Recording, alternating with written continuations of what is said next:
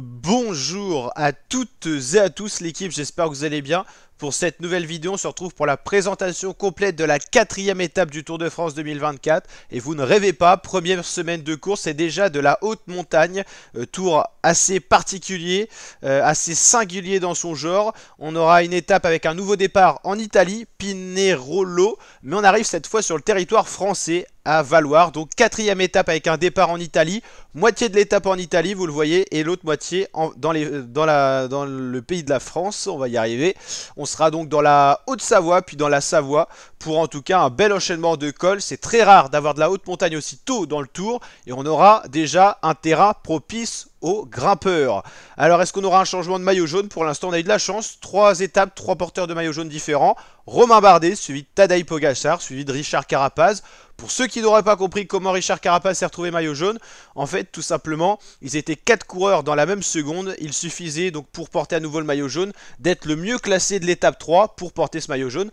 Pogačar aurait été par exemple 8ème et tous les autres, Vingegaard, Evenepoel et Carapaz, auraient été voilà, 10, 11, 12 dans le classement. Pogačar serait resté maillot jaune. Mais en fait, vu qu'ils étaient dans la même seconde, ça se fait par rapport au classement de l'étape, de la dernière étape.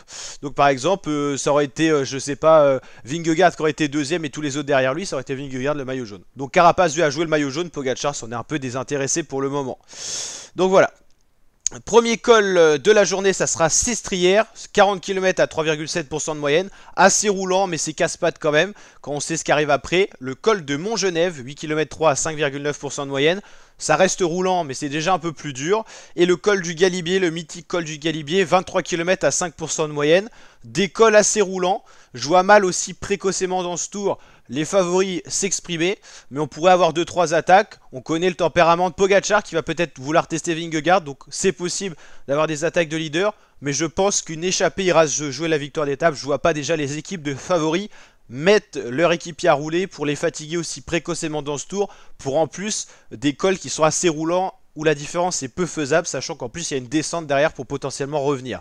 Donc je vois plus une bonne échappée de 15-20 coureurs mal classés au général, ce qui est déjà possible parce qu'il y a beaucoup de coureurs qui ont perdu du temps au général. Donc peut-être une grosse échappée de 15-20 coureurs avec des punchers, des baroudeurs et des grimpeurs. Et puis voilà, ça se jouera entre les meilleurs grimpeurs et également les bons descendeurs. J'aimerais bien voir Romain Bardet à l'avant, il pourrait peut-être récupérer son maillot jaune, mais alors la question c'est est-ce qu'on le laissera partir? Il est encore placé au général.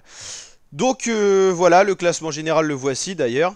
Donc voilà, on aimerait bien revoir Romain Bardet à l'avant. S'il est à l'avant et que l'échappée va au bout, il pourrait redevenir maillot jaune, sachant que c'est peut-être le coureur qui fait pas partie des favoris qui est le mieux classé au général. Devant, il n'y a que des cadors. Carapaz, Pogačar, Evenepoel, Vingegaard, Bilbao. Pourquoi pas Guillaume Martin essayer d'aller à l'avant? Peut-être qu'on ne laissera pas partir, mais il faut essayer, il faut avoir de l'ambition. Puis voilà, et j'espère qu'on aura un changement de maillot jaune. C'est toujours sympa de voir le maillot jaune changer d'épaule. Et pourquoi pas un Français ou une nouvelle victoire française. On a bien démarré ce tour, autant le continuer.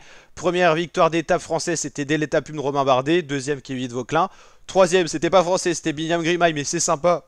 Parce que c'est un coureur qui n'a pas l'habitude de briller sur les routes du Tour. Et en plus, il a eu un Giro, un début de saison très compliqué. Et donc demain, le départ sera donné à 13 h pour une arrivée estimée aux alentours de 17 h à 17 h 30. Selon la moyenne horaire des coureurs. Donc vous ne rêvez pas, 4e étape, ça sera bien de la montagne. N'hésitez pas à vous abonner pour suivre en intégralité le Tour de France sur la chaîne. Et je vous dis à très bientôt ma team pour de prochaines vidéo. Ciao l'équipe, et n'hésitez pas à aller checker le résumé de l'étape 3, de l'étape 2 ou encore de l'étape 1. Tout est dispo sur la chaîne YouTube, dans la playlist Tour de France 2024 et puis dans les dernières vidéos parues. Ciao l'équipe.